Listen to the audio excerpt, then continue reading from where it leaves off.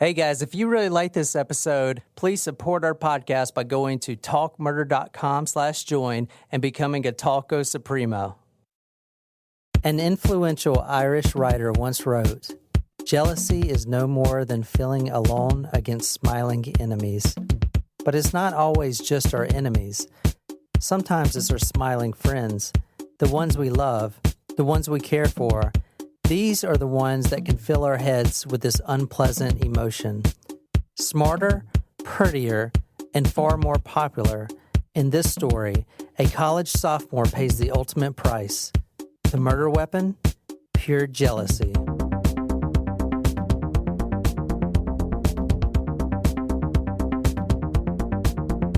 Welcome back, everyone, to another episode of Talk Murder to Me. We're excited to be back recording for you once again. As always. Yeah. And we look forward to it every time. Mm-hmm. And so we've got another hint this evening. Mm-hmm.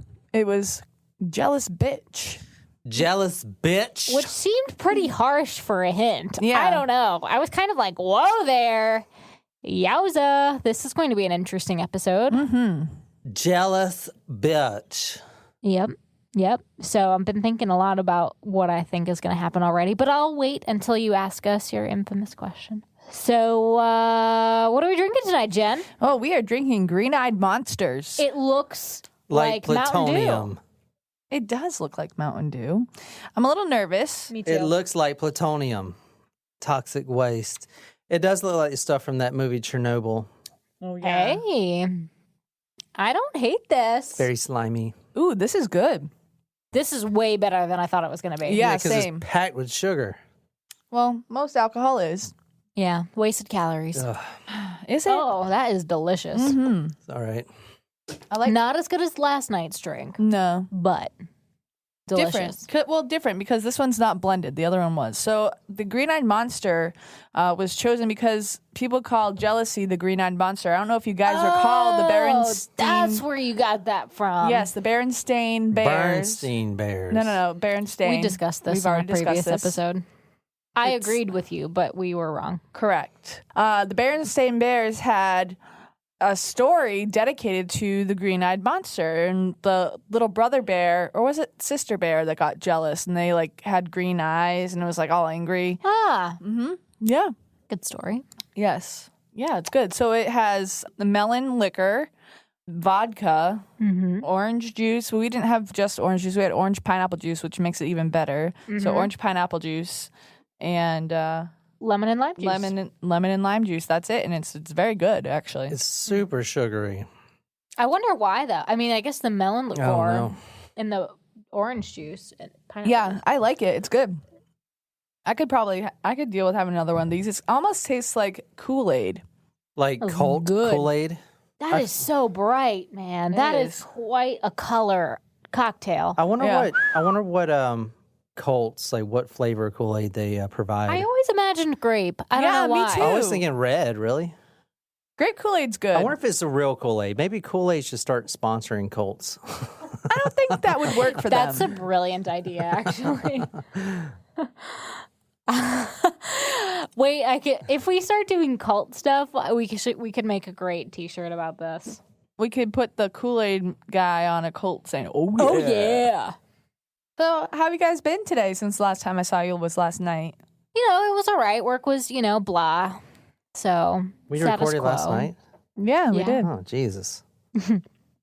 We're putting in work for you guys. That's right. I really do enjoy podcasting so much. Plus, we're getting rich. Well, I don't know about that. we're still very broke, so please support us. Please. Every download we get is equal to $10. Wow, I wish. That would be nice. Yeah, That would be nice. We'd be like amazing. millionaires. But, I mean, Jen and I are crunching the 9 to 5 or the whatever hours Jen happens to get Yeah. until we can all quit this bitch. And I'm crunching my abs. In Not prep for the really. big show, which Yes. is exactly 1 month from today. Yes. I can't wait. Damn. Oh, shit. Maybe so I should start excited. preparing for that. Maybe. Just kidding. Posiblemente. Do. Surprise shots. Surprise shots. We don't know what they are because they're a surprise. All right, I picked the surprise shot tonight. Jen, be happier. All right, I picked the surprise shot tonight. That's too happy, Jen. I picked the surprise shot tonight. Yeah. Was that the creme de coco? Yes, with. Oh, it wasn't bad. Malibu? Yes. But still. It was a mound shot. Ooh, clever. Thank you. I like that. Still, we're taking shots on a Monday.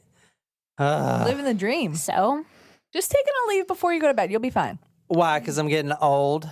No, I have I've to been do that grumpy too. lately because I'm getting older. I'm in my mid-30s. You're in your early 30s. I'm not a looker like I used to be. and we have a new Taco Supremo who has joined us, Megan from Iowa. So, Nicole, tell us everything you know about Iowa. Iowa is the state that is shaped like a face. I say that 3 times as No, it's fast. No, not. Montana's shaped like a face. No, Iowa. It looks like the waist section of a dude, and that's his bulge. That's what Iowa looks like. The nose is his bulge. That's his penis, Jen. His erect penis. Well, semi-erect penis, sorry. I mean, No. It does I'm look like going to that. go with it looks like a man with a nose. Or it looks like a dude's bulge. Well, I'm sure you've ruined that state for everyone who lives there. She's going to move. Well, thanks, Megan, for joining us and becoming a latest Taco Supremo. Bowl cut children unite. What? Was Megan a bowl cut child? Yeah, she said so on the forum. Oh. Yes, we well, want to see bowl cut pictures. Yes. Please tag us on Instagram with your bowl cut photos, please. Yeah, big shout out, Megan. Thank you so much for joining. Welcome to Megan. Welcome to Megan. Welcome to Megan. All right, so tonight the hint was jealous bitch. Jealous bitch. So It reminds me of a song from one of my favorite TV shows, Crazy Ex-Girlfriend. You ruin everything, you stupid bitch. Nicole, where are we going? Who are we killing tonight? All right, Jen, where are we going? Who are we killing? What the fuck? California, and I think that there's a extramarital affair, and the mistress gets killed. Who are you calling the cootie queen, you lint liquor? Lint liquor. What was that? Orbits. That was from a commercial, Lint yeah. liquor, yeah. You son of a biscuit-eating bulldog. What the French Did you toast? think I wouldn't find out about your little doo-doo head cootie queen? Who are you calling a cootie queen, you lint liquor? Lint liquor. Who are you calling a cootie queen, you lint liquor? So are you saying that the mistress gets killed by the wife?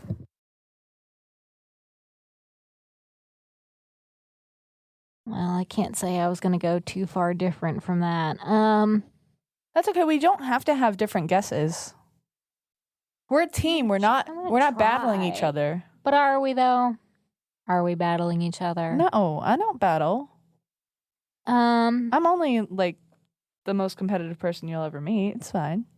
True, which is why I'm surprised we're not battling. I think we're going to Texas this evening. No, I thought I was going to say Texas, but then I didn't. And I'm going to say, I mean, I could just say that the wife kills her husband in a jealous fit of rage. That's probably more likely. But I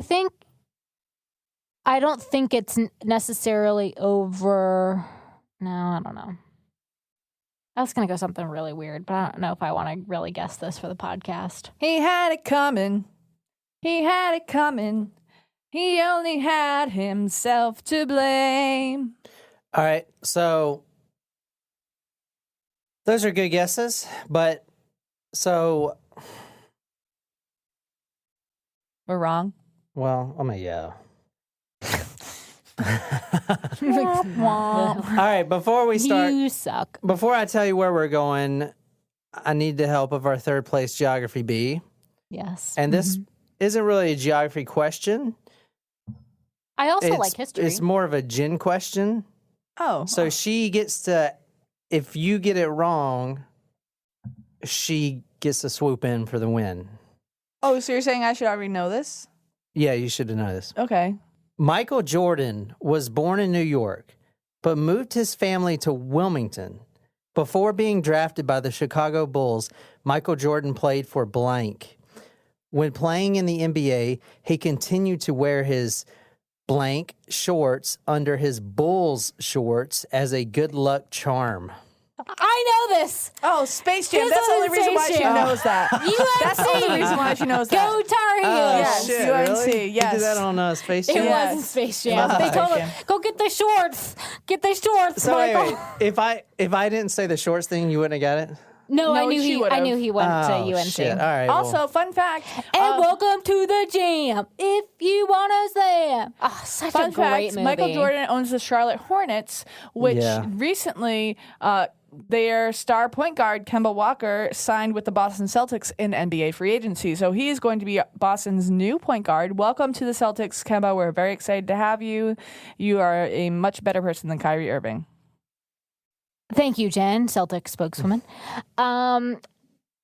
I love Space Jam so much, and I do not like that they're making a remake with what's his name? LeBron. Ugh, gross. Anthony Davis is also going to be in it. And also, I think I heard Klay Thompson. Who's going to play Bill Murray's character? I don't know. Because that's also an I think it's a irreplaceable sequel. I role. don't think it's a remake. I think it's a sequel. Well, there's got to be some type of like kooky character like that, right? Who knows? There's too many remakes going on. Well, I love want them, to but at the see same them all. time, I love them, but at the same time, it's like, where is this going to end? Because then they don't live up to the originals, and you get disappointed. Yeah. I still want to see Aladdin. Yep. I still want to see Rocket Man. Yep. I do want to see The Lion King when it comes out. Yes. Does that come out later this month? Yeah. They're doing it too close together. Yeah. Is my feedback. They from, just to put out Disney. the trailer for Mulan, which comes out next year. That will be awesome. I think they needed to like space these ones out every 6 months because they could be such huge blockbusters, but releasing them like once a month. How do you feel Too much about too the soon. Ariel casting?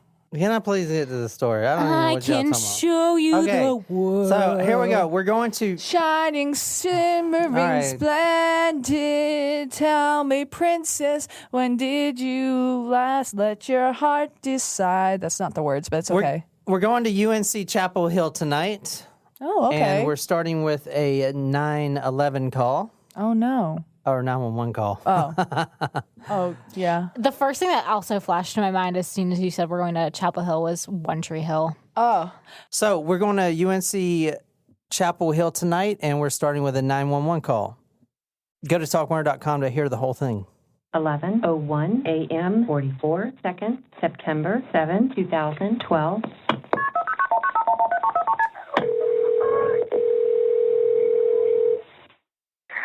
Durham 911, where is your emergency? I just walked into my apartment and my friend was just like completely unconscious.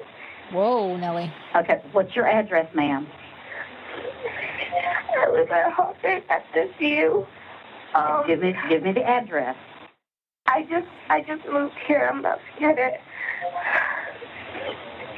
Oh my God. It's 5639 Old Chapel Hill Road in Durham. You say your friend is unconscious? He's unconscious. I just walked in the apartment and there looks like there's blood everywhere. Listen to me. Listen to me. Somebody's already sending the ambulance. Okay? I need to get some information from you, and I'm gonna help. I'm gonna tell you how to help her. Okay? Okay. Okay. How old is she? He's 19. Okay. I don't know. I don't want to touch her, but Listen to me. Is she breathing? I don't know. You need to check and see. Is she breathing? I don't think so. I don't know what happened. Okay. Is she on her back or is she laying on her stomach? She's on her back, but like I think she fell off the bed because she's like off the bed. There's blood all over the pillows, like in the comforter. I just don't know what happened. That's different than a lot of other calls that we've listened to. You know, she's obviously very distressed. That was hard to listen to in comparison to other phone calls, I feel like. I could not understand what she was saying at first. It was interesting that she almost like I was actually surprised when she gave the operator her name. You know, because she wasn't I was like, oh, that's kind of weird. She's not giving her name at all, but then she did. Yeah. But I wonder if she was avoiding giving her name? That's what I was thinking. So she killed her? No, I don't know. I'm just. What is this all about? Maybe this podcast is taking a turn. Dead. This podcast is taking a turn for the worst. Maybe that's what I could do. Maybe I can be a 911 operator. All right. So that was September 7th, 2012. That was Karina Rosario, Karena Rosario. She lives at this apartment building right here. It's the upstairs apartments. Mm-hmm. Way in the back, actually. There's no gates, no security camera. That phone call took place around 11 a.m. She came back home from being at a friend's house, a male friend's house. And she... Overnight? Overnight, yeah. Mm-hmm. And she was dropped off by her friend. Her boyfriend? No, her girlfriend, Marisol Rangel, which was also there at the time in the room. The friend was in the room at the same time that the Karina 911 call Okay. took place, yeah. Huh. That's interesting. So I feel like she would have said that, like, oh, my friend's with me or something. The crime scene is just as brutal as she described it. They are laying halfway on and halfway off the bed, lay a 19-year-old. I also thought it was interesting. They said that the victim was lying in Karina's room. She wasn't in her own room. Is that correct? That's what she said, I think. This is 19-year-old Faith Hedgepeth. All right, so this was September 7th, 2012 at 11 a.m. when this call came in. She's laying halfway on the bed, halfway off the bed. She's partially nude.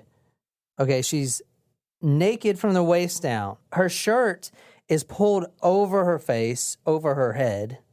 She's laying like her legs are touching the floor, but her upper body's still on the bed and her arms are flayed back. There's blood everywhere. I mean, everywhere. All over the ceiling, all over the walls. I mean, literally bloodbath.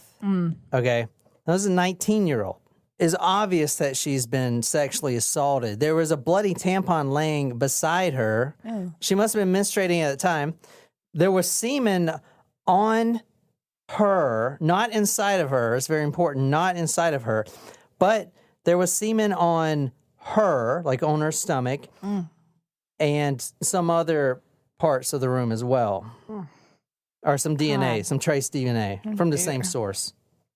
She had severe head trauma. In fact, the cause of death was actually a blow to the back of the head with a blunt object. No sign of force entry. So she probably knew the perpetrator. The perp. This right here is the murder weapon. What do you think the murder weapon is? Baseball bat. Golf club. Oh. Bacardi Peach Red. That's the actual bottle. Do you see it's got blood all over it? Yeah. Oh, dear. So that is the actual bottle used to kill her. Yikes. Wow. A lot of blood on that. We're in UNC Chapel Hill. This is college students. Now, I looked up the crime rate for Chapel Hill, and the police chief said it was 1 or less a year. Murders or Murders. crimes? So this really shocked the whole... Well, I shouldn't say shocked the whole campus because a lot of students didn't even hear about this. In fact, that's weird. The murder that was really publicized around town, around Chapel Hill, was a accidental hazing death. That's interesting because this was at the beginning of the school year, so you think that would kind of shroud the year in what happened. I mean, people knew, but... It is surprising. But a hazing death, I'm assuming it was with a Greek organization, that's likely to get more attention from the university than something like this, especially if the girls were living off campus. Faith Hedgepeth It's not Hedgepeth. It's Hedgepeth. So Faith was a member of the Halawi Sapani, which was a Native American people still recognized by North Carolina as a Native American tribe. All right, so let me go through the timeline of what happened. Now, before I dive too deep in this case, this is a rabbit hole, an unsolved mystery. Ooh. How can it be unsolved if there's semen? This is Talk Murder I don't understand. Unsolved. And with Talk Murder Unsolved, you got to go to talkmurder.com. I dived really deep into this, and I pulled a lot of social media profiles from friends that have been there. I've got all the court documents. I've got everything. I'm putting it all on there. So this episode is going to be a brief rundown of what we know, but the main activity is going to be on the blog, talkmurder.com. We're going to discuss this. Hopefully we solve this thing, because this is a solvable crime. If there's one crime in the world that's solvable, it's this one. This is damn solvable. There's DNA. This is completely solvable. This case. And let's be honest, there's a $40,000 reward at stake here, all right? If by happenstance, let's say we get lucky, us and our members actually figure out who did this, and we prove it, and we get the reward to every Taco Supremo or small taco that was involved in this case with me, we'll all split the reward money. How about that? Good deal. Yeah. So, because, I mean, this case is damn solvable. It's really solvable. I mean, this is pretty bad as not solved yet. First, let me tell you a little bit about Faith. Faith was extremely popular. She was extremely smart, too. In fact, so she was a sophomore at UNC Chapel Hill, enjoying a scholarship through graduate school. And she got this from the Gates Millennial Scholar Program, which like is... Bill Gates? Yeah, like Bill Gates. Wow. The Gates Millennial Scholars Program selects 1,000 talented students each year to receive a good through graduation scholarship to use at any college or university of their choice. We provide Gates Millennium Scholars with personal and professional development through our leadership programs, along with academic Wow. support throughout their college career. You're getting straight Bill Gates. If Bill Gates gives you, I mean, there's only 1,000 people that they select. Yeah, wow. You know he handpicks these people. Still a lot of. It's a lot of. 1,000 people is not a lot. I mean, not handpicks, but he reads who he's giving that money to. Yeah. This is, I don't know if this is part of the Melinda and Bill Gates Foundation. It may just be a separate entity, but Bill Gates, richest man in the world, that means something. That's not a lot of people. Okay. Right. So her going to college for free, you could tell right there that this is a life that did not need to be taken from this earth. She was Wow. extremely intelligent. That's very impressive. Faith was extremely sociable, which makes this really hard for the police and the public to figure out who did this. I mean, you're talking about already over 800 DNA swabs that were taken from different men. Okay. You're talking about interviewing over 1,800 potential suspects. Her social circle was enormous. Wow. You know, enormous. Was she involved in any extracurriculars on campus? This is Faith in a nutshell. Study real hard during the day, all day. Study library, Davis Library, study. And then her and her friend, Karina, and some other friends, they would go to this little club called Thrill. It's a nightclub located around the campus about 10 minutes away from what I'm seeing. But they do, it is a bar, so they do serve alcohol, but it's notorious for letting underage people in. I'm not saying it's letting them drink, but they're getting in. She would always go there to dance. She loved dancing. And I was going to put this out there. She was promiscuous, just like her other friends. They were with many men, many guys, many boys, all the boys, a lot of boys. So it's hard to pinpoint, you know. But I will say that everyone, or most everyone that I could find in this case that is a very, like, damn, he's got to be the killer, has been checked DNA and cleared. But I do want to point out, being cleared of their DNA, not cleared of the crime. So could it be multiple people? I'm going to get to that. So, all right. This was Thursday. We're going back one day, September 6th, a Thursday. Now, you guys know what Thursday is in most colleges. Thirsty Thursday. Especially in the East Coast. I don't know about any other colleges, but I know most colleges have college night on Thursday. So. Ours was Friday at Aunt Cheese. Oh. All right. So she studied with a friend, which was Karina. She goes to the Davis Library with Karina around 7:30 p.m. that Thursday night, September 6, 2012. She leaves the library. She visits a male friend. That is one of the questions I'm going to put on the blog post. I haven't found the friend yet who she visited. She picks up Karina at the library at 11:30. So she leaves the library, goes to a male friend's house, then leaves the male friend's house, picks up Karina at 11:30. They arrive back at their residence at Hawthorne View, that little apartment, 1502. Now, keep in mind, there's no cameras, nothing, no gates. Now, is this on-campus housing or off-campus housing? It's off campus. Okay. She stayed in the apartment for about 30 minutes. Karina did. Both of them. They both stayed in the apartment for about 30 minutes. At 12:30 a.m., they go dancing, and they lock the door behind them. They went to the Thrill nightclub. At 12:40 a.m., there's security footage of both of them arriving at Thrill. So it's about a 10-minute drive.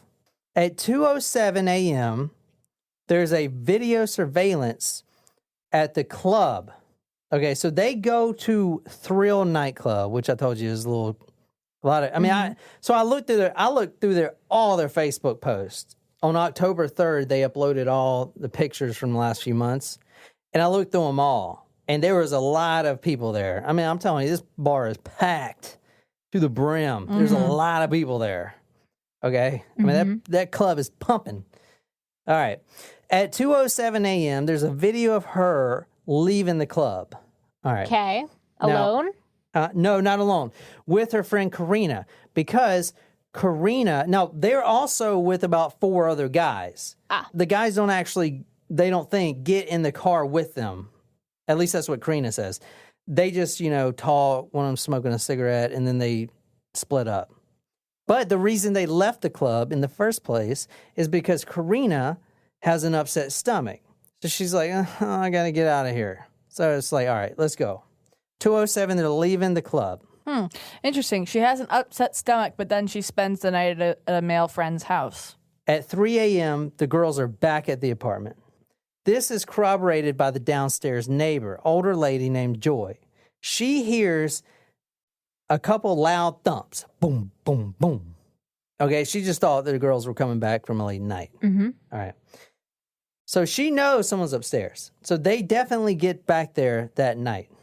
At 3:30 a.m., Faith, the victim, is on Facebook. Well, somebody is on Faith. On her Facebook. Somebody is on Facebook under Faith's account. It could be her. It could be someone else. What are they doing on Facebook at that time? Checking, browsing the updates and stuff like that. Also at 3:30 a.m., Faith sends multiple text messages to this guy named Brandon Edwards. This is at 3:40 a.m. Suspect number one. Suspect number one. The message says, "Hey, B, can you come over here, please?" Oh, actually, you read it because you got a girl's voice. Hey, B, can you come over here, please? Karina needs you more than you know. Please let her know you care. Interesting. All right, so that's obviously not Faith's boyfriend. That's Karina's boo, one of her boos. At the same time that she's texting him, Karina is also calling him multiple times, but no response at all. Karina then texts a guy named Jordan McCrary, which we're going to talk about, at 4:25 a.m. She gets in his car and they go to his apartment. She walks out of the door to get into his car. She leaves the door unlocked. Faith was sleeping, according to her. She goes, door unlocked, gets a ride with this McCrary guy. And then she sleeps there. They do their thing or whatever. And then the next morning, she needs a ride back to her place because obviously this guy is not going to take her. You know, this is the first thing I was like, what the fuck? You go pick up a girl and then you just be like, oh, just Uber or something. Anyway, she calls her friend Marisol Rangel. They go over to the apartment and that's when they find her. That's when they find her dead in the apartment and the 911 call takes place. So let me talk about one of the first suspects in this case. He's a rapper. Oh, geez. Not a good rapper. Like he wants Wannabe. a wannabe rapper, I guess.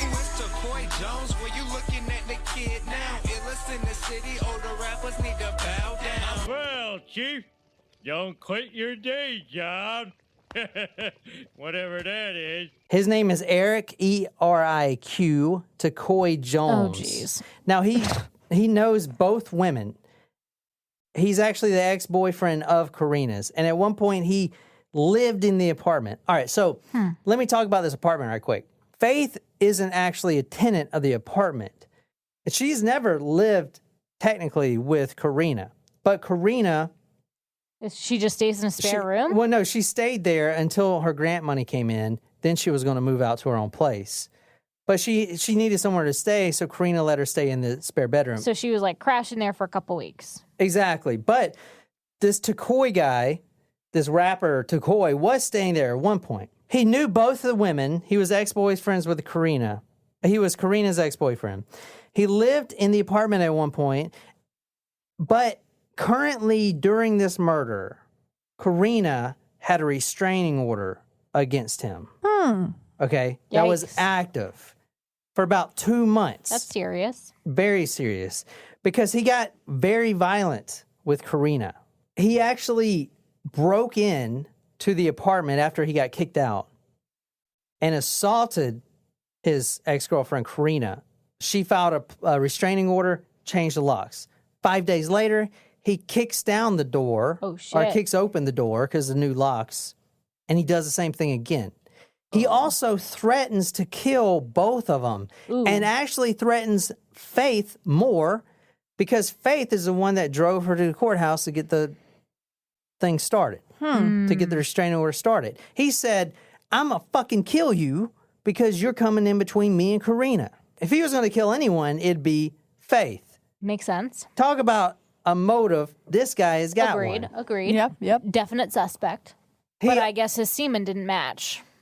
No, it did not match. But he did, once he got kicked out and they broke up, he moved into another apartment in the same complex. Interesting. Walking distance away. Well, that is in violation of... Exactly. In fact, the day after the murder happened, he waltzes his little rapper ass down and talks to the media. Oh, jeez. Faith was the sweetest person in the world. I can't believe in it, but I'm still in shock.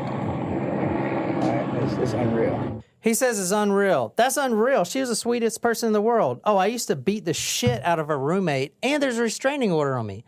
So he just walks down there where the crime scene and everything is taking place, and he just starts talking. Weird. Kind of sketchy. I was going to say, the way it played out in my head before you played that for us was, what a tragic story. New album drops next week. You ain't going nowhere. All you gangsters that want to rap, Blues Clues, you're going to be dad on the news, you're whatever. You suck. You'll never be any good. I'm sorry.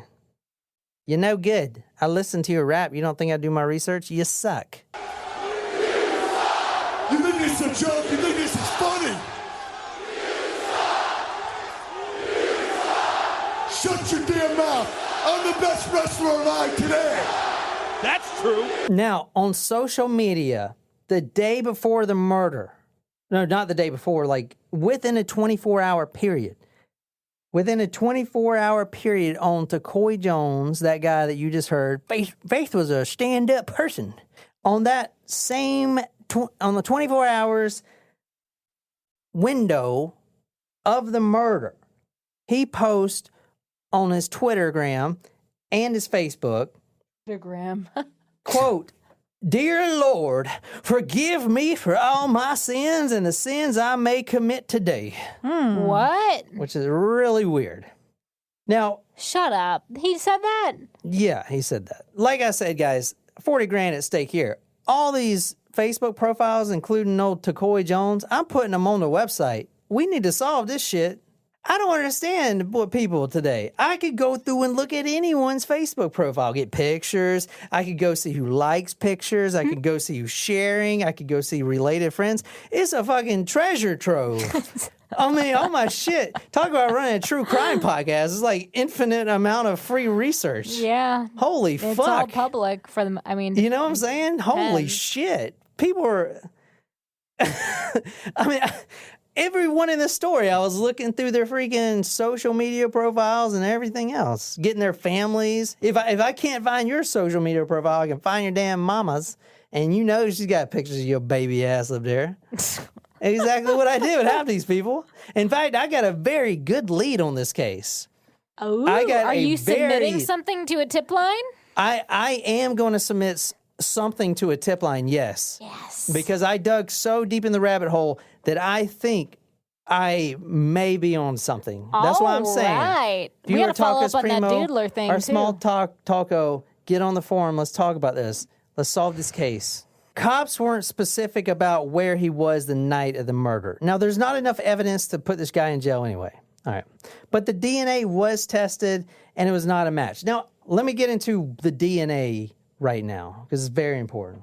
The DNA collected from Faith, which was a semen. Now, the cops are really opaque about what they would release. Good word. Chapel Hill Police sent the DNA profile to Parabon Labs. Now, Parabon is the ones that do that snapshot thing. You guys know what the snapshot is? No. All right, let me show you. I'm not a geneticist by any means. You know, I know about Mendel and his pea plants. That's about it. So... In the Punnett squares? In the Punnett squares, yeah. Do you know, was it dominant? I don't know. Anyway. Phenotype, genotype, dominant, recessive, big B, little b. Every time I see the word Parabon, the company, I think of Cinnabon. Really? I think of paraffin wax. Like, you know, the wax you dip your hands into to make it soft. I do love a Cinnabon, though. All right, guys, I am posting the snapshot prediction results. Now, this is phenotyping, not genotyping. So phenotyping is from what I know, is like the appearance. So correct, the physical. You have like a dog, the phenotype between two dogs would be one is more shaggier. Shaggier. Yep. You know, that's phenotyping. All right. So anyway, or like blue eyes, brown eyes. They do phenotype predictions, and this is the snapshot of what they came up with that was from Faith's, the semen on Faith. All right. Oh, interesting. Latino. Yes, they came out and said he was most likely Latino. But if you look, you can see that his ancestors come from Mexico and also a little bit of Africa. And also Spain. Yeah, and also Spain. So Parabon also does the confidence, which kind of cool. I don't know how accurate this is. It may be completely fucking way off. Skin color, dark olive, light olive skin. Now, if it is accurate, that will make my lead very hot. I'm telling you that right now. Interesting. Very, very hot. But I'm just saying, dark olive, light olive skin, 85.7% confidence. So that's how confident, obviously, the system is. You know, we get it right 85% of the time. Okay. Brown hazel eyes, they're 94% confidence, brown hazel eyes. Now, this is all done with a computer program. Hair color, black hair, 93% confident. Freckles, 26%, which also goes for the lead that I have. And they're 93% confident. So this is what we're looking at. This was released by the Chapel Hill Police after they got this back. This Parabon snapshot, I don't know how accurate it is. I kind of want to, if it weren't for the whole Golden State Killer case, I probably would submit my own DNA to see what it would come out with for me, for my snapshot. I mean, it's probably pretty accurate if you think of it. It's the same things as like 23andMe or Ancestry. If you get it back, it's going to be pretty accurate, I'd imagine. You know? Mm-hmm. I don't know, though. But that's what they released. All right. All right. Now, another question I have that I really want someone to clear up for me, because I didn't have time to research this, but would it affect the DNA if there were multiple samples? Aha. So let's say there were 2 or 3 guys, sperm, mixed together in the same puddle or whatever. Yep. I feel like they would. I feel like they wouldn't be able to get to gather. Now this is just conjecture on my part, but I feel like they wouldn't be able to gather that evidence because you would have multiple DNA profiles. You wouldn't just have like the big B, little b. You would have like 4 of those per se. You know what I mean? It wouldn't. But it would all mix together, and it would just be the same. I don't know. I don't know if it works that way. I mean, how does semen? I have no idea. Mix together. I know if they were potheads, their sperm will be swimming around in circles. That's true. The Chapel Hill police, they did something really good that most police officers won't do because they want to solve it themselves. It's like the Delphi murders. We don't need any help. We got this covered. 10 years later, we don't know who the fuck this is. All right. Let me release one additional tiny audio clip. Chapel Hill was pretty good at releasing things, unsealing documents, even though... Cast a wider net. Yeah, so if you go to Talk Murder, I have a document dump, basically, of it's like 118 documents. Most of it's redacted, the names and stuff, but this, and I'm going to read some tonight. Some of the scenarios are there. So it's pretty good. But anyway, the FBI came on board. They did an FBI profiler behavioral profile. And they came back and said these things. Number 1, the killer knew faith. Yeah. All right. Number 2, the killer may have lived close to faith at one time. Okay. Okay. Well, that's already pointing to one guy I know. Right. And the reason the FBI said that is because he knew the building and location. Number 3, killer has made comments about faith to close associates. Not like, I killed her. But like, oh, she's so pretty. Yeah, or something like that. She's a great person. Yeah. She's a great person. Check my album out. It's dropping next week. Wait. Now, the 4th one, a killer may take an unusual interest in the case. Read every article. He may go to talkmurder.com and read this blog post. All right, let's talk about some really important evidence here. So at the crime scene, there was a note. Ooh, a note. Yes. Not like a John Benet Ramsey note, but... Oh. It says, I'm not stupid, bitch. And then below it says, jealous. Huh. Which goes with our hint, jealous bitch. Now, this was written on... The sheets? No, it wasn't written on a sheet. It looks like that. It was actually written on a bag from this place called Time Out, which they do biscuits. It's like one of those college things you get at like 3 in the morning. It's really notorious around there. So as soon as, the police saw what it was written on, they knew it came from Time Out. Yeah, you know what's funny is that literally right before you showed us this picture, I was thinking that maybe on our way to or from the tour destination, we could stop at this sub shop called Ray and Mike's, which is like one of the best sandwich shops that is in the Hamden, Connecticut area, but it's a little bit out of the way, but not really, like maybe 10 minutes, but it's worth it. It's so good. They have the sandwich called the Invincible, and it's steak and cheese and buffalo chicken. So good. All right, so let me run down this Takoi dude. Now, private investigator David Marshburn, who worked heavily on this case, really believes it's Takoi Jones, the killer. Because he knew both girls, the strange social media posts within 24 hours, and the history of violence.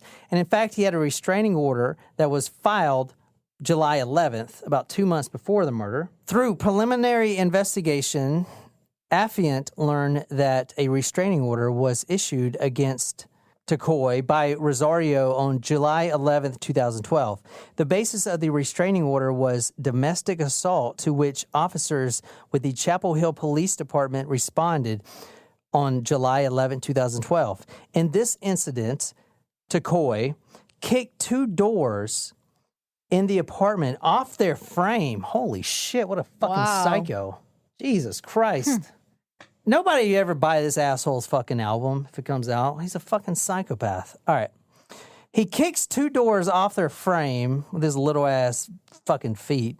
As a part of this investigation, Affiant also received several accounts of Rosario being seen with visible injuries to her body that were reportedly inflicted by, I keep wanting to say Taco. What's his name? Taco.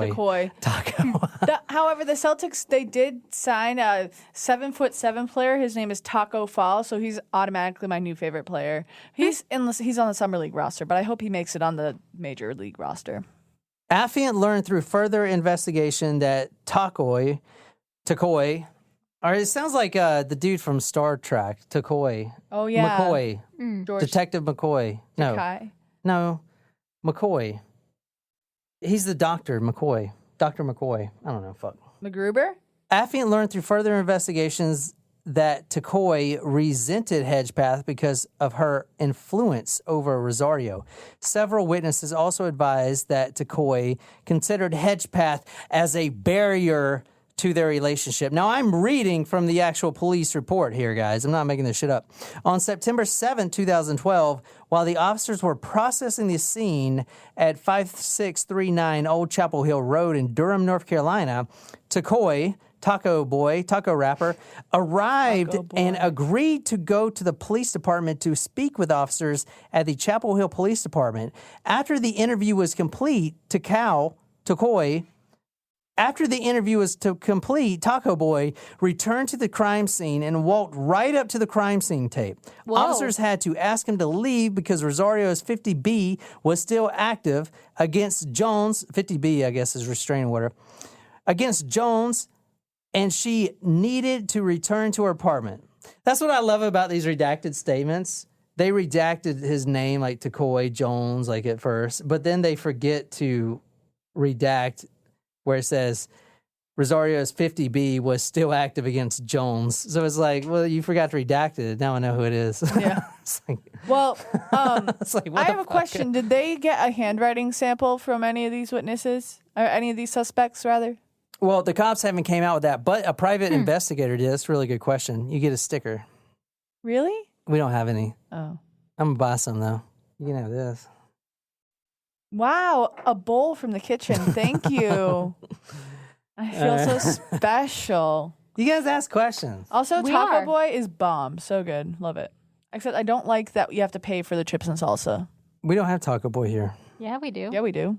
A few days after his interview with police, Taco Boy agreed to allow officers to search his cell phone.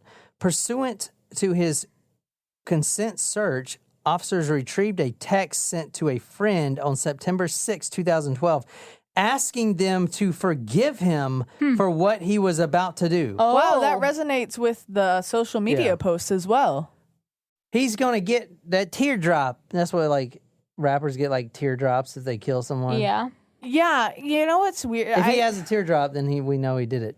I've also seen face tattoos next to the eye that aren't teardrops, but that just makes me like concerned for the person. Like, why did you think that was a good idea? Like, people are going to confuse it with a teardrop tattoo.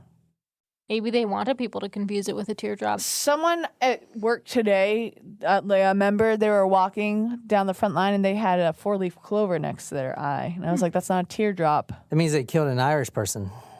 So he texts a fucking friend the day of September 6th.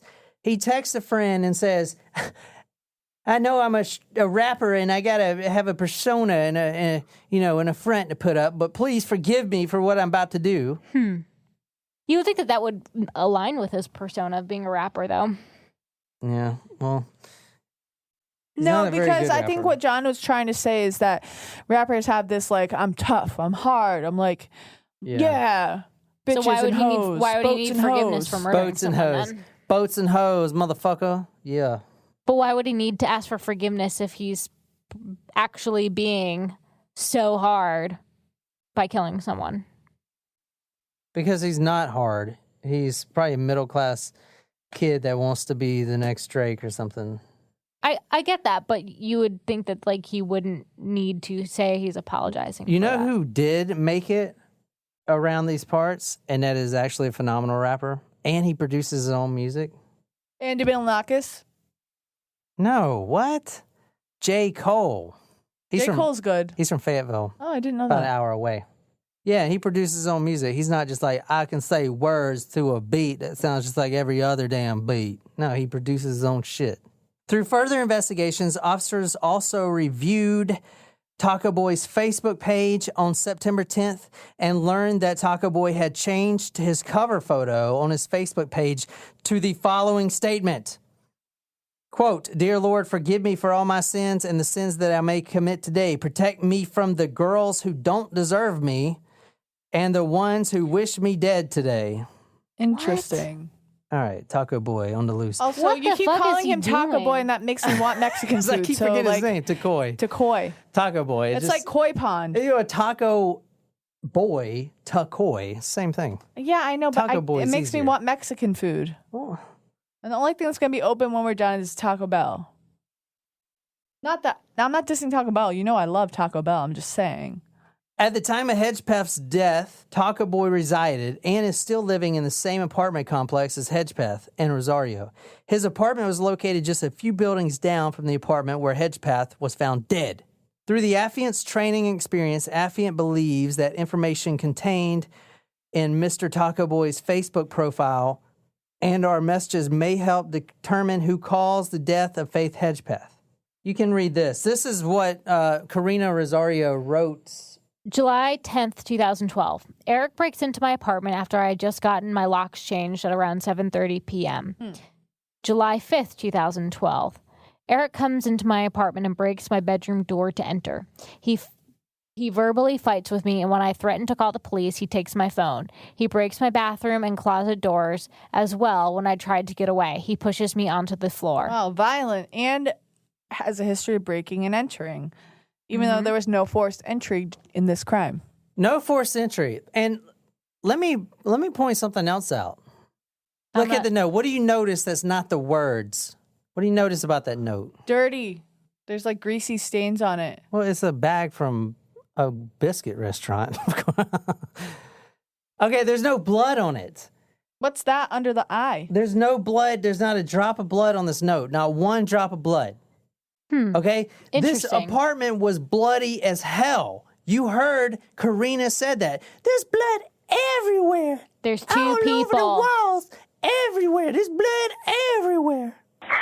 He's unconscious. I just walked in the apartment and there looks like there's blood everywhere. Listen to me. She said that countless times. Oh my God, there's so much blood. Oh God. She said that over and over and over. But what about this note? This note is clean as a baby's boot hole. This is a clean ass note. No blood on this note. I don't think babies' boot holes are clean, but So what does that mean? there were two people involved.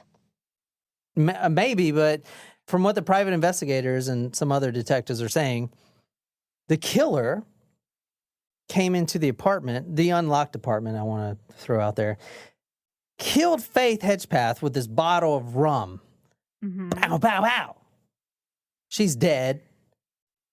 Now he writes the note, or I shouldn't say he, maybe she.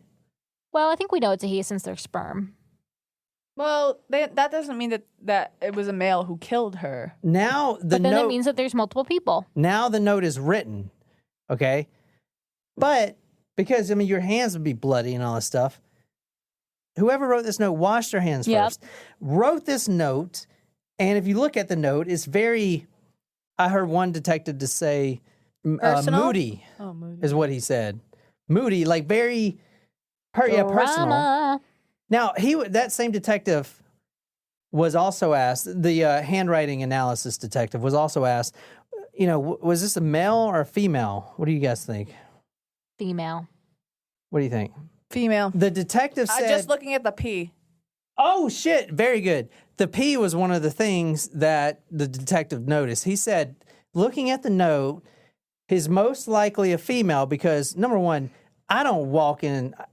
I would never write a note that says, jealous, bitch, or something, you know? That's like female thing.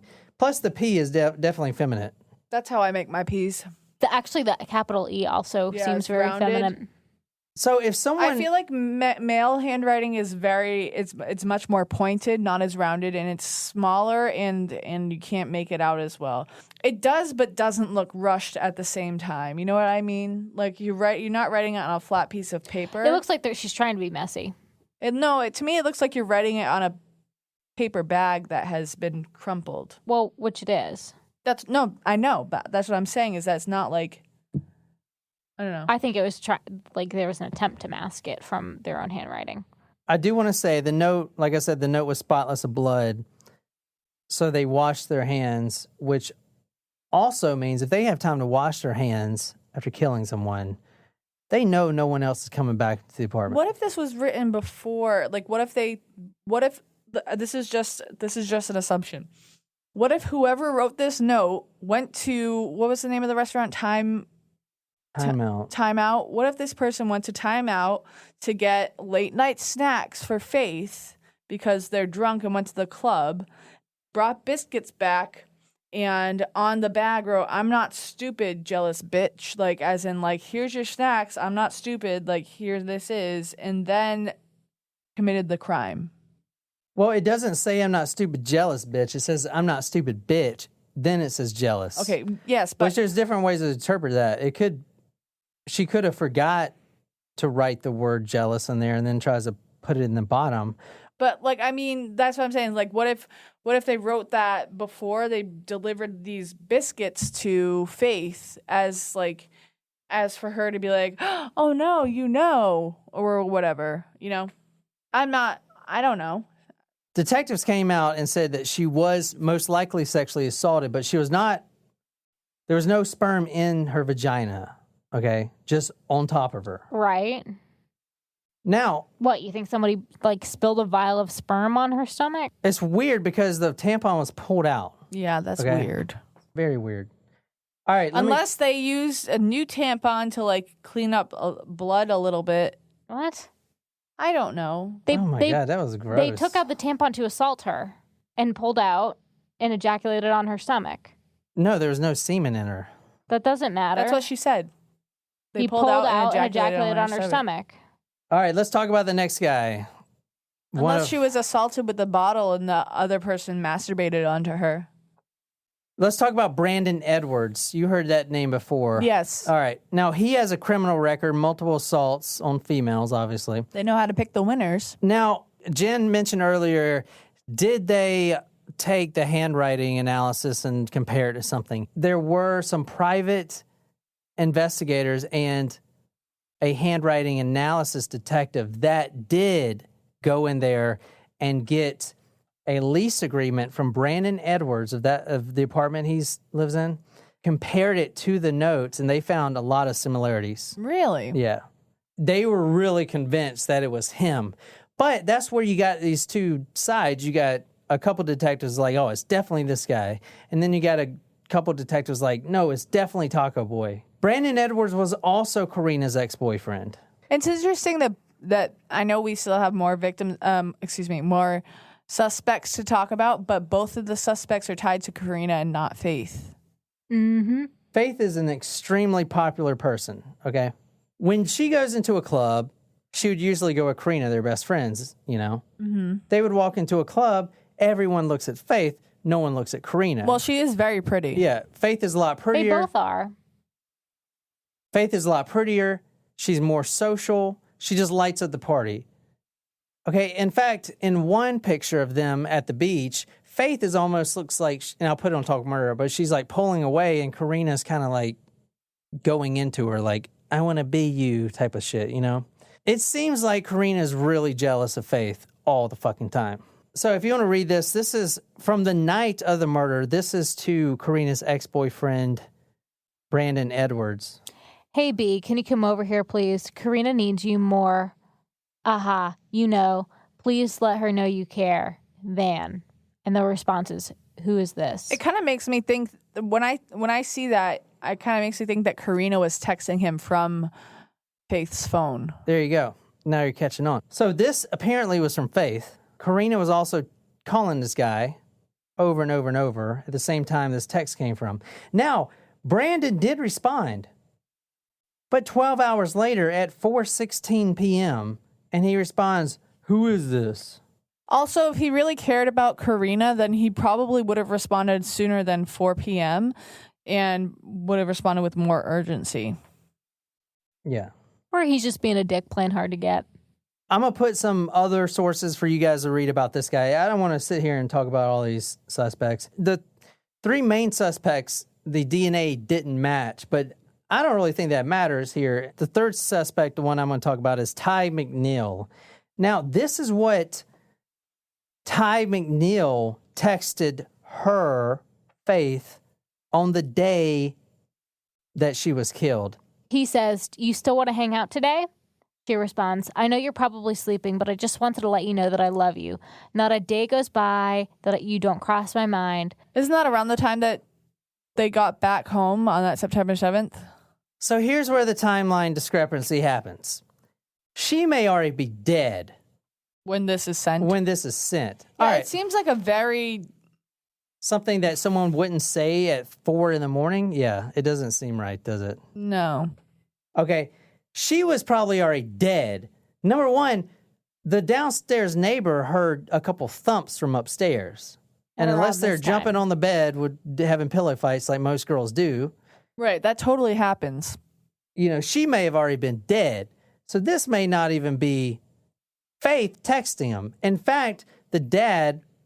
The father, Faith's father, was asked, "Does this look like your daughter's handwriting?" And he said, "No, that's not how she would do it." All right, you have a Bill Gates scholarship, and the father said she would never send something with your and not have an apostrophe. So she spelled a U or Y-O-U-R-E, but no apostrophe. Did they compare that to the other messages she sent? Her phone records aren't public, so I don't know. Hopefully the cops are doing something with it. Who knows? But who texts that? I mean, at 4 a.m. So I think she's already dead at this time. And I think this is fucking bogus. But this did come from her phone. What time were the other messages sent to Brandon Edwards? The other messages were sent around 3:30. Was Karina cleared? Let me tell you a little bit something about Karina. Because she hasn't talked to anyone. Because it seems like, the message from... supposedly from Faith to McNeil, it does seem more feminine than masculine. It's very emotional and very wordy, verbose, if you will. Maybe because she was calling Brandon Edwards from her phone so many times because she attacked Faith with the bottle, and then but she was so drunk to know, so when she left and then she came back and she didn't remember what happened. But maybe... I don't know. I'm talking in segments, so this isn't really making sense to everyone that's listening, but it makes sense in my head that she's texting Brandon saying, "Karina needs you now more than ever because she assaulted her roommate and she needs someone to help cover it up." And then she sends this to the other guy. Damn, Jen. Holy shit.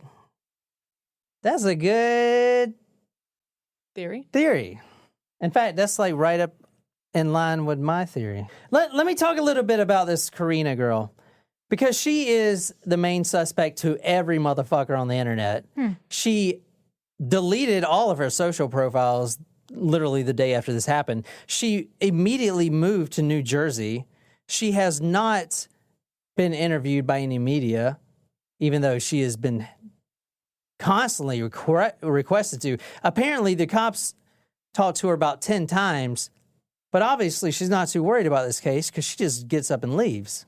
To be fair, coming from someone who's in the middle of these assessment classes and DSM classes, she was exposed to a traumatic event by seeing this dead body all over her room. So, in one of the symptoms of PTSD, I'm not definitely saying she has this, but like is avoidant behavior. So if she's avoiding this, maybe she's affected by this trauma that was saying. I'm not defending her. I'm just saying that could be a possibility.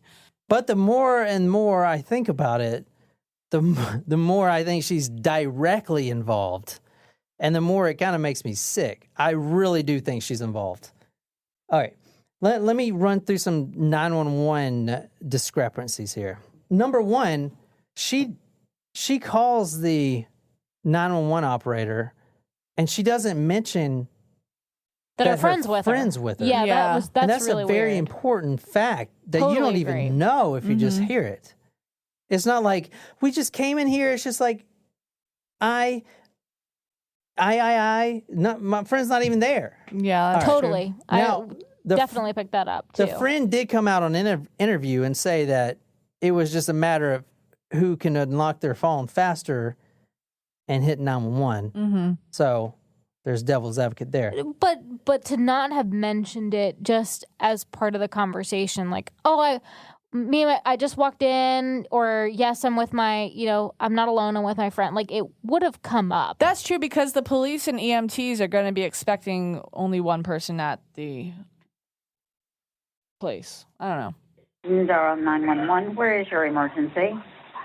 I just walked into my apartment and my friend was just like, he's unconscious. The first thing she says is hi. No, I thought she said I. No, she says hi.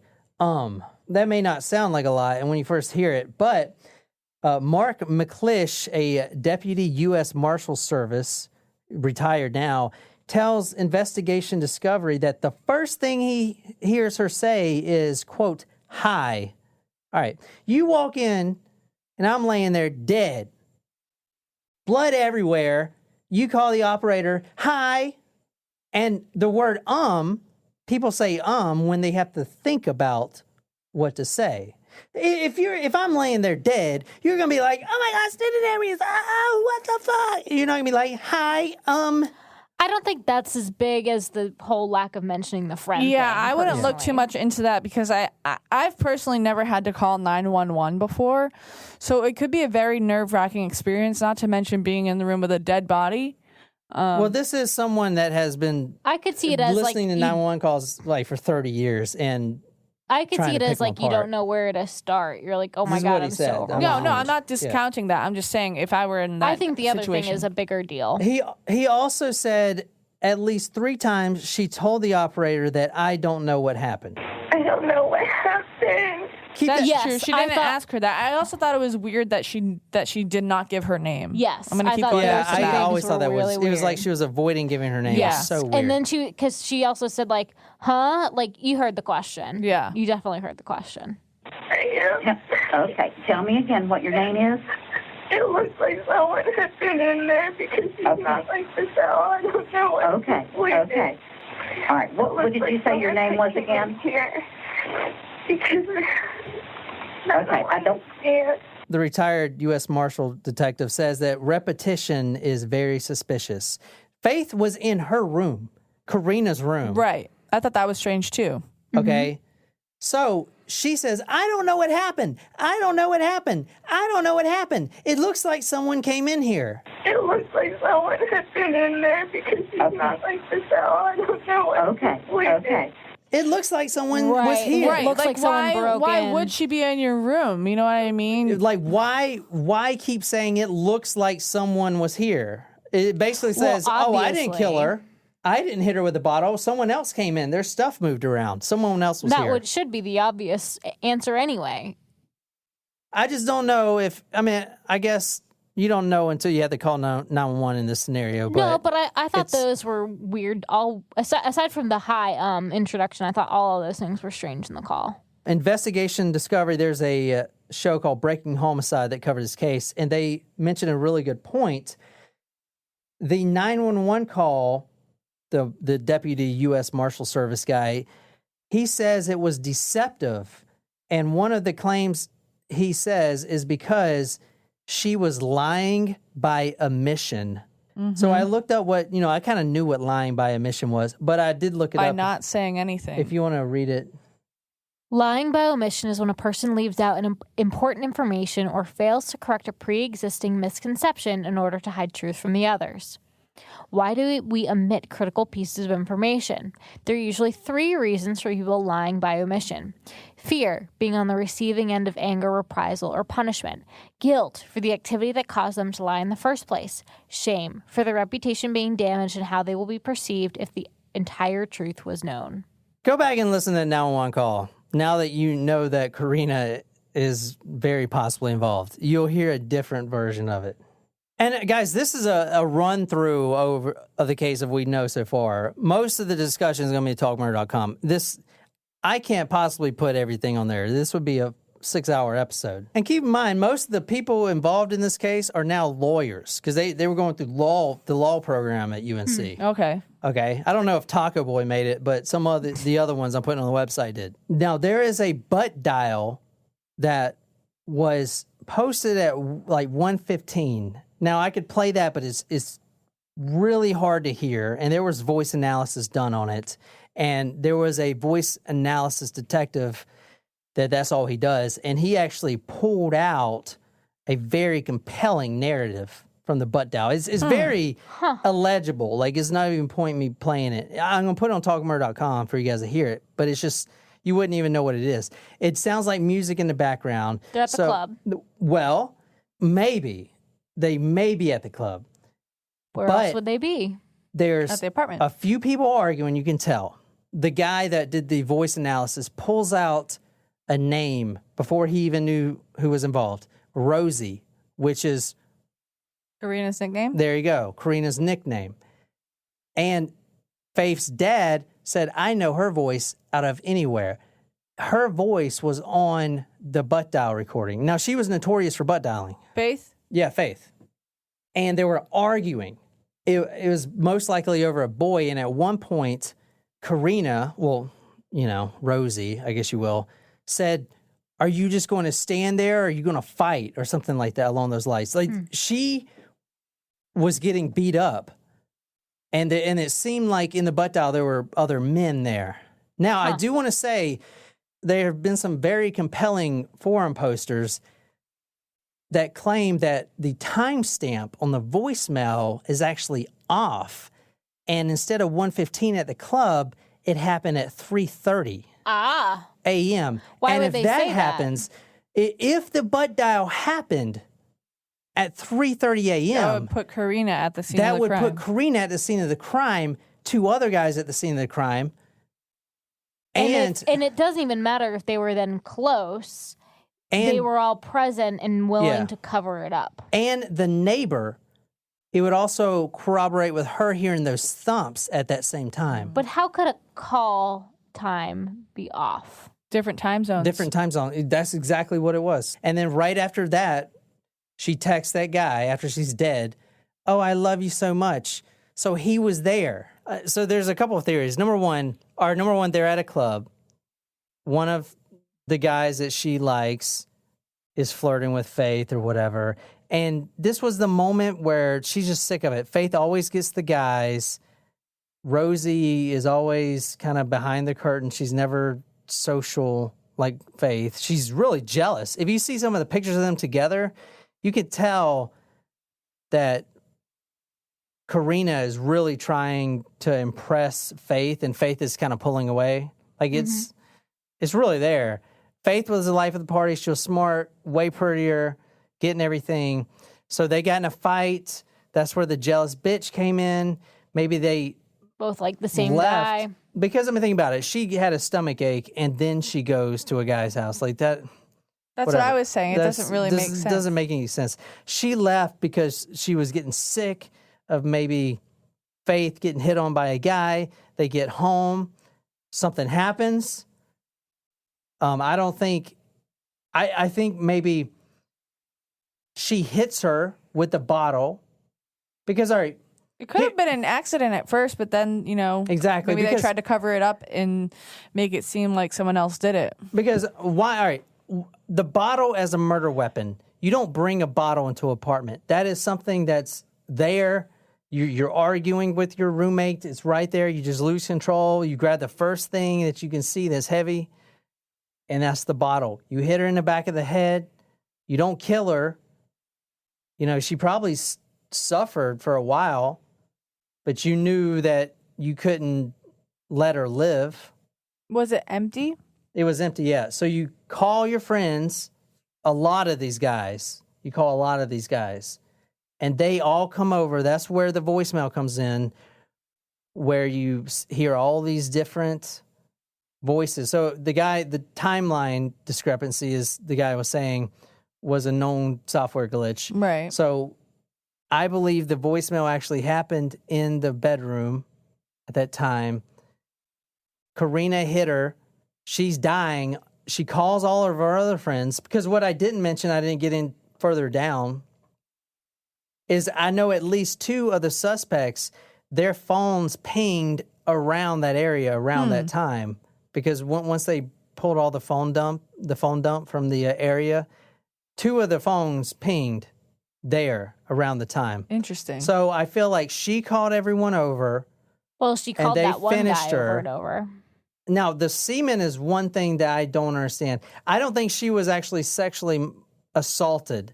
I think they were trying to make it look like it. They pulled her tampon out and then got the sperm on her. The sperm is definitely one thing that's a big barrier in this case, because it matches nobody. Now, they did say her cousin, Karina Rosario's cousin, which I have not been able to find yet on social media, is a dead ringer for the guy, the phenotype guy. Dead ringer. I have not been able to find his picture yet, but when I do, I'll put it on Talk Murder. Well, I mean, that's plausible. He could have been visiting in town for the weekend, and you know, Rosie sounds more like a family nickname than anything. If that's what it is in the background, he really did it Rosie. You know, sounds like a family nickname. But what do you guys think of this story? It's interesting. I'm excited to see what our small tacos and Taco Supremos have to say about this on the forum. I'm looking forward to discussing this further, because I'm with you, John. I think this is solvable, and it's really interesting. I want to see if we can get to the bottom of this and figure out what happened to Faith. It is crazy because there's DNA and there's no one caught. Well, I do want to say I really think it's Karina. A big reason why is because there's no evidence outside the apartment. No trace evidence, nothing. Which means whoever killed her then took a shower. Because there's no blood, there's no tiny drops of blood anywhere outside the apartment. No fingerprints on the handles. Nothing. She got jealous. I think she hit her with the bottle. She laid there dying. She called all her boys, her rapper, Taco Boy, and all those dudes. They came over and staged the scene. All right, so that's my story. Go to talkmurder.com and let's solve this case. And for Talk Supremo and Small Tacos out there, if we can solve this case together by doing some research, we can split $40,000 if we bring someone to justice. All right, guys. If you really enjoyed this episode, be sure to hit that subscribe button on whatever podcasting app you use. If you really like this episode, you can follow us on social media, Facebook, Twitter, Instagram. If you're absolutely obsessed with this podcast and want to become our stalker, go to talkmurder.com/join. Become a Talker Supremo. Get a badass t-shirt, sticker, swag, a lot of love, shout out all over the place. Tell me what story you and me do. I'll research it, dedicated to you. Only on Talk Murder Me Podcast. My name is Johnny. We're Jen and Nicole. Until next time. Don't mess with my man. I'ma be the one to give it to ya.